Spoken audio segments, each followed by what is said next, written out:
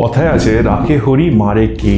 আজকে আমি আপনাদেরকে এমন তিনটে রিয়েল স্টোরি শোনাবো যেখানে এই মানুষগুলো কিন্তু মৃত্যুর মুখ থেকে বেঁচে ফিরে এসছে। এই বেঁচে থাকার গল্পগুলো কিন্তু অদম্য মনোবল আর সার্ভাইভাল ইনস্টিংক্টের সম্পর্কে নতুন করে ভাবতে বাধ্য করবে। এই গল্পগুলো আপনাকে এমনভাবে চমকে দেবে যা আপনি আগে কখনো ভাবেননি। এরকমই সাসপেন্সফুল, মিস্টিরিয়াস, থ্রিলিং গল্প শোনার জন্য আমার চ্যানেল সাবস্ক্রাইব করুন আর নোটিফিকেশন বেলটাতে ক্লিক করে দিন যাতে আপনি নোটিফিকেশন পান।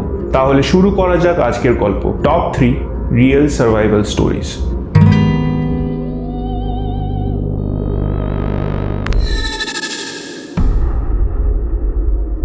ওয়েস্টার্ন কেন্টাকি ইউনিভার্সিটিতে জন একজন অ্যাসোসিয়েট জিওগ্রাফি প্রফেসর ছিলেন। উনি 2014-তে একটা রিসার্চ প্রজেক্টের জন্য নেপাল গেছিলেন কিছু বরফের স্যাম্পল কালেক্ট করতে। উনি সেই দিন ওনাদের ক্যাম্প থেকে একটু দূরে একা বরফের স্যাম্পল কালেক্ট করতে যান। এই সময় উনি একটা বরফের 70 ফুট ডিপ স্নো ক্রাভাসের মধ্যে পড়ে যান, আর এর জন্য ওনার কাঁধ, ওনার ডান হাত আর এর সাথে সাথে ওনার শরীরে 15টা হাড় ভেঙে যায়। এই ভিডিও ফুটেজটা জনের শ্যুট করা। এই ফুটেজটাতে আপনি দেখতে পাচ্ছেন যে জন পড়ে গেছেন 70 ফিট গভীর এই স্নো ক্রাভাসটার মধ্যে। ক্লাস্ট্রোফোবিক অবস্থায় জন আটকে আছে, আর অনেক ওপরে একটা ছোট বেরোনোর পথ। আর এই পরিস্থিতিতেও জন নিজের জীবনের সাথে লড়াই করে বেরোনোর চেষ্টা করছে। উনি সেই অবস্থা থেকে, এই স্নো ক্রাভাস থেকে এত কষ্ট নিয়ে বেঁচে বেরিয়ে আসেন। আর ট্রু সার্ভাইভার। মে 26, 2013, আটলান্টিক ওশান। ওকিন রাতের বেলায় ওনার বোটের বাথরুমে ছিলেন। তখনই একটা বড় ঢেউ ওনার বোটটাকে উল্টে দেয় আর বোটটা ডোবা শুরু করে।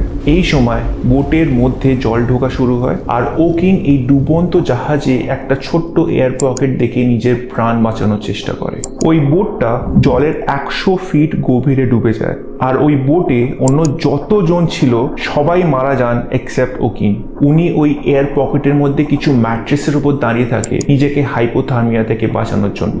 এই কারণে ওকিনের শরীর গরম থাকে। 3 দিন ধরে ওকিন মৃত্যুর সাথে লড়াই করে। এই ভিডিও ফুটেজটা রেস্কিউ টিম রেকর্ড করেছে যখন তারা ওকিনকে খুঁজে পান গভীর আটলান্টিক ওশানের 100 ফিট নিচ থেকে।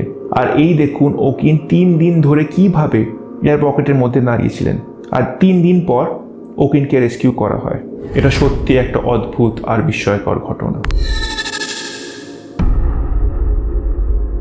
26 জানুয়ারি 1972, ইউগোস্লাভ এয়ারলাইন ফ্লাইট নম্বর 367 যাচ্ছিল ফ্রম স্টকহোম টু বেলগ্রেড। এই প্লেনটা উঠছিল 33,333 ফিট উপরে, আর তখনই একটা এক্সপ্লোশন হলো লাগেজ কম্পার্টমেন্টে।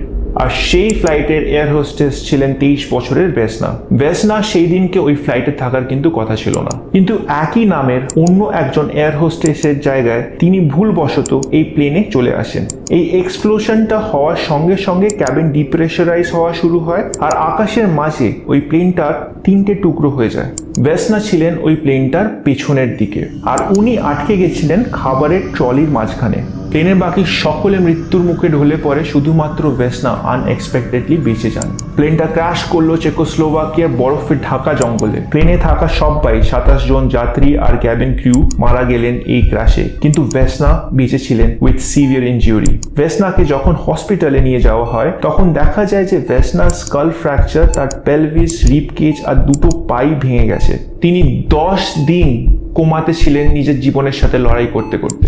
10 দিন পর তিনি চোখ খোলেন, আর 10 মাস পর হাঁটা শুরু করেন। আর তারপর ভেসনা আস্তে আস্তে নর্মাল লাইফে ফেরত যান। ভেসনার এই ঘটনাটা গিনেস বুক অফ ওয়ার্ল্ড রেকর্ডে কিন্তু রেকর্ডেড।